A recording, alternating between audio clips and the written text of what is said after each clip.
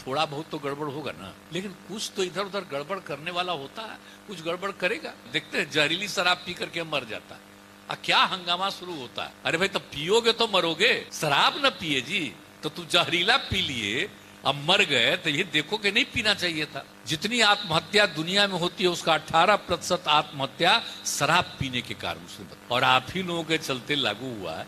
और कुछ लोग इधर गड़बड़ सड़बड़ करते रहता है, तो समाज में सब ठीक हो जा सकता है। थोड़ा बहुत तो गड़बड़ होगा ना, काम कीजिएगा तो 90% लोग तो बिल्कुल ठीक होगा। 10% में मेहनत करिएगा तो उसमें भी कुछ बहुत तक ठीक होगा, लेकिन कुछ तो इधर उधर गड़बड़ करने वाला होता है, कुछ गड़बड़ करेगा। समझाना चाहिए, और क्या करेंगे, कुछ तो करबे करेगा। अब देखते हैं जहरीली शराब पी करके मर जाता है, क्या हंगामा शुरू होता है। अरे भाई तब पियोगे तो मरोगे, शराब न पिए जी, तो तू जहरीला पी लिए अब मर गए, तो ये देखो कि नहीं पीना चाहिए था। तो ये बात ही ना सबको सब जगह बताना चाहिए, लेकिन जगह जगह तरह तरह का बात लोग करने लगता है। कह रहा आप बेकार हो गया, फेल हो गया। अरे फेल हो गया है। 18 में हम लोग करवा लिए थे, 1,64,00,000 लोगों ने शराब पीना छोड़ दिया था। अब अभी हम फिर करवाए, फिर सर्वे करेंगे, तो इस बार तो और ज्यादा संभावना है कि उससे भी ज्यादा लोगों ने छोड़ा है। उसके अलावे जो और बात है, सब पढ़े लिखे आगे बढ़े, आपस में विवाद न करे, झगड़ा न करे, प्रेम और भाईचारे का भाव रहे, खूब आगे बढ़िएगा। अगर यही चीज होता रहेगा तो बहुत अच्छा है।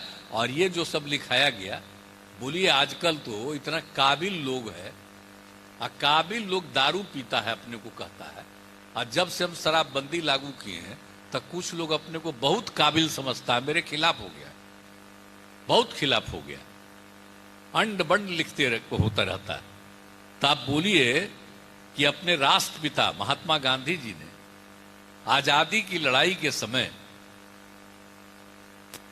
शराब बंदी के लिए उन्होंने कहा शराब बुरी चीज है, मत पियो कोई शराब, उस समय कह रहे थे। और एक एक जगह वो कहते थे आजादी की लड़ाई में, हम सब लिख दिया है, शराब आदमियों से न सिर्फ उसका पैसा छीन लेता है बल्कि उसकी बुद्धि भी हर लेती है। मैंने पीने से खाली पैसा नहीं खत्म हो जाता, बुद्धि भी खराब हो जाता है। ये राष्ट्रपिता महात्मा गांधी का है, इसको कोई नहीं सुनेगा। और शराब पीने वाले इंसान हैवान हो जाते हैं। तो आप जरा बोलिए कौन सा स्थिति है, इसको भी अगर कोई नहीं मानेगा तो देश आजाद हुआ, आजाद करने वाले राष्ट्रपिता की बात को नहीं मानते हो तो कोई मतलब तो है नहीं। कुछ अपने को काबिल समझता है, काबिल है। तो आप लोगों की इच्छा थी, हम लोगों ने लागू किया है।